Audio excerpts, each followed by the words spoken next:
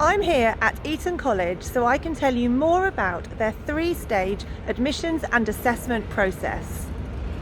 Your son must be registered by the 30th of June during the academic year in which they turn 10, that is Year 5 in the UK. Eton are very strict with this deadline and late registrations will not be considered. Stage 1. The ISEB pre-test and a written report from your son's current head teacher. This stage happens during the October and November of the academic year in which your son turns 11, that is Year 6 in the UK. The ISEB pre-test is a series of 4 online assessments assessing maths, English, verbal reasoning and non-verbal reasoning. I have separate videos giving more details about this.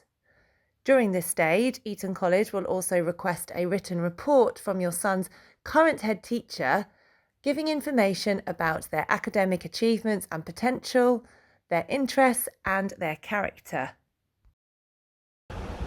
Stage 2, an interview and the Eton list test. You should hear in December whether or not your son has been successful in passing Stage 1 and is invited to Stage 2.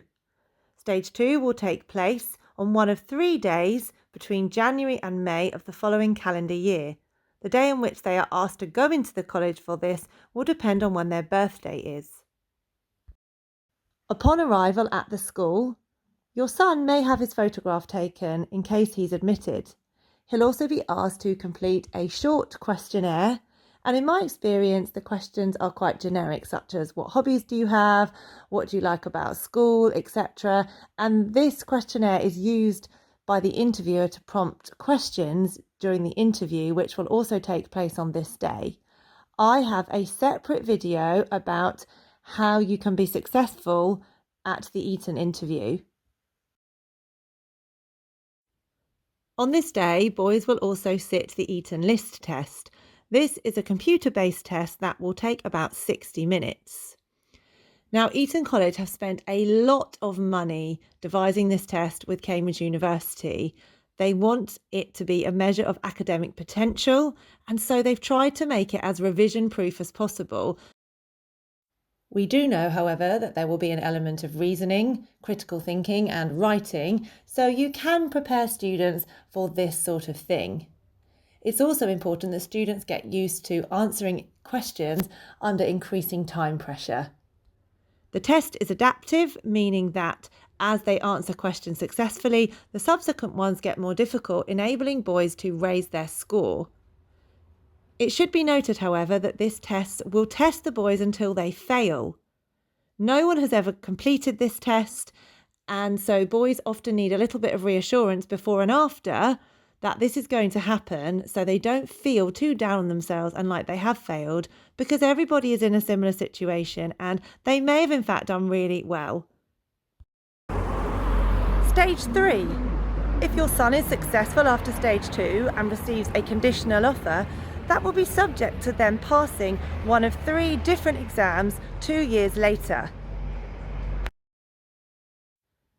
In my experience, these exams are really nothing to worry about, as Eton will not make conditional offers unless they're fairly confident that boys will pass their next exams. In my opinion, they're there just to keep the boys working for the next 2 years. The exams will either be the Common Entrance exam, which independent schools give to their students in Year 8, or they will be the Eton entrance exams if students don't have access to Common Entrance exams. The third exam are the scholarship exams, as this is the time when the King's scholarships are taken. Eton are so confident that boys will pass these exams that the year before they're taken, they will invite boys who have received conditional offers and their families to the college so that they can look around and choose a boarding house that they would potentially live in when they come to the school. If you have any questions about the admissions and assessment process at Eton, please ask them below. I wish you all the very best for a successful application.